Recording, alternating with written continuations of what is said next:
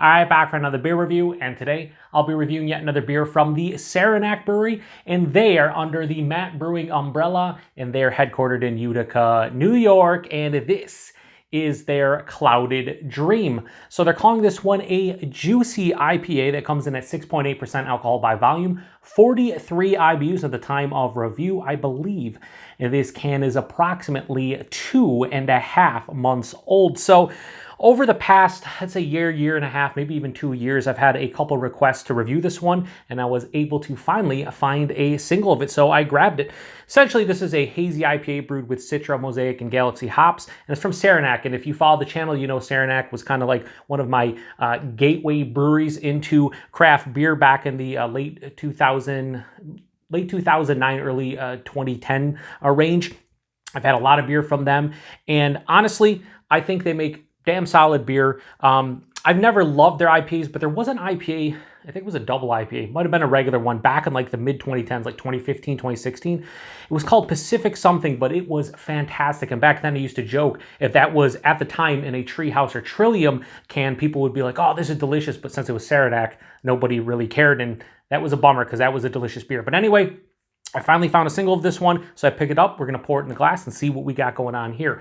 Now, today, when I post this review, it's going to be my birthday, so technically my birthday beer, although on my birthday I'll probably be drinking something different, but I'll be posting this on my birthday, so hopefully it's good for a birthday beer. So give this a pour. Definitely looking like a juicy / hazy IPA, for sure.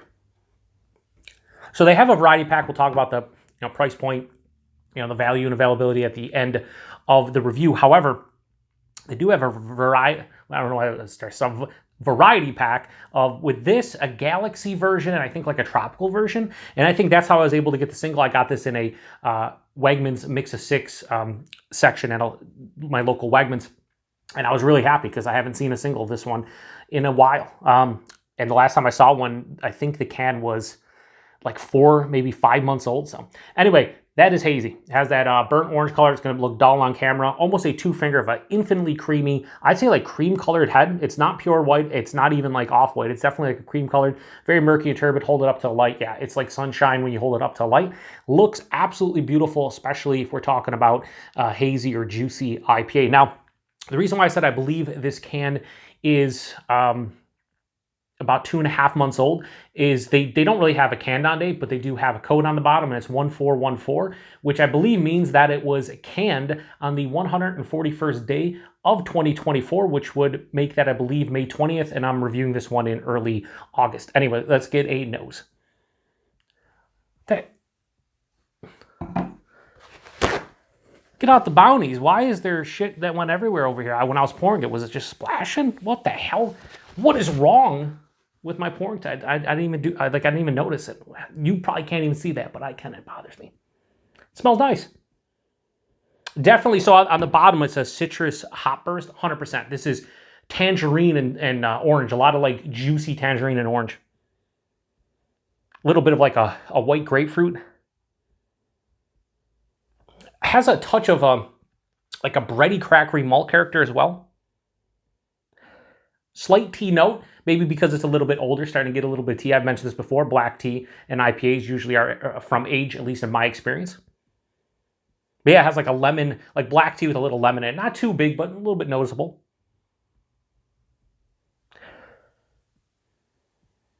Like an over-ripened, almost spoiled like stone fruit of some sort. Maybe like a mango or papaya.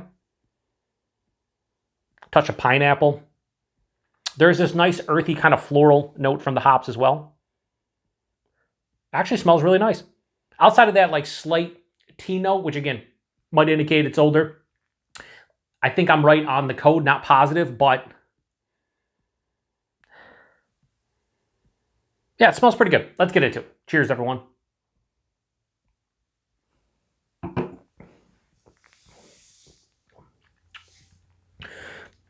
Citrus hop burst, yes. There's a lot of juicy, sweeter citrus notes in this one. Pretty solid. Now, I'm reviewing this one as a shelfie beer for the month of August 2024, and Saranac is the definition of a shelfie brewery at this point.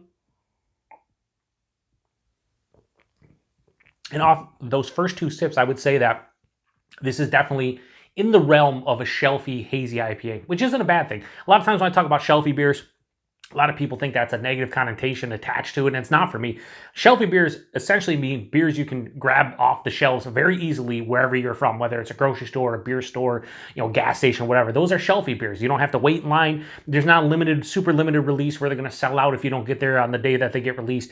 And this is the definition to me of a shelfy beer and a shelfy hazy IPA. Body in this one's like medium body, 6.8. It's fine by me. I'll be honest with you. The mouthfeel is very impressive. It has a mild to moderate carbonation smack dab in the middle, so it has a little bit of a spritzy, nice, effervescent kind of feel to it, but it's actually softer than anticipated. It's pretty smooth, and it has a creaminess, so kudos to them on the mouthfeel on this one. It's a little bit better than most shelfy hazy IPAs. The taste, however, the nose kind of carried over and followed suit. However, it's a little bit more of a ramped up citrus character in the taste. It runs the gamut of citrus fruits from, juicy orange, like a juicy navel orange, to, dare I say, a Tangelo. Just a real big juicy kind of orange and tangerine characteristic. After that, a little bit of white pithy grapefruit. As it passes through, that over-ripened, I'm going to say more of like a peach or an apricot, and the nose is more like mango papaya on the palate, more like a peach or apricot. It finishes on the back of the palate with this earthy, slightly floral, almost grassy sensation. It has a semi to full-on dry finish, a very mild bitterness. It's not sweet to begin with, so it's pretty well balanced. I do think it leans a little bit dry, so if you like drier hazy IPAs, this would be one to pick up for sure. It has an underlying too, like crackery, bready kind of malt character. That black tea note that was in the nose did not carry over. That's like the only thing that did not carry over. There is a little bit of lemon though. Now I'm sitting here and letting it, like my brain process was happening on my palate. It's a little bit of like a zesty kind of lemon. As you can see, I'm tearing this up. It's very easy to drink. There's not a ton of flavor here. It's not, dare I say, bombastic. Shout out to Paul over at Paper News. It's not very intense or in your face at all. It's under 7%, sub 7% hazy IPA. Now, I've had much better, 6.8% hazy IPAs or New England IPAs. But for a shelfy beer, that price point, it's pretty damn good. You can find it pretty much everywhere in New York State. And wherever Saranac gets distro, I'd imagine this is like one of their main, at this point, I won't even say flagship, but it's probably year-round. I think you could do a lot worse than this. And yeah, this is Saranac in a nutshell, and I'm here for it. Not much more to say. 6.8%, you can't tell, highs the alcohol well, so what do I want to give this as a rating? I think I'm actually going to give this a solid rating. So Saranac's Clouded Dream, their Juicy IPA, I'm going to give this a high 3.75, go 3.85.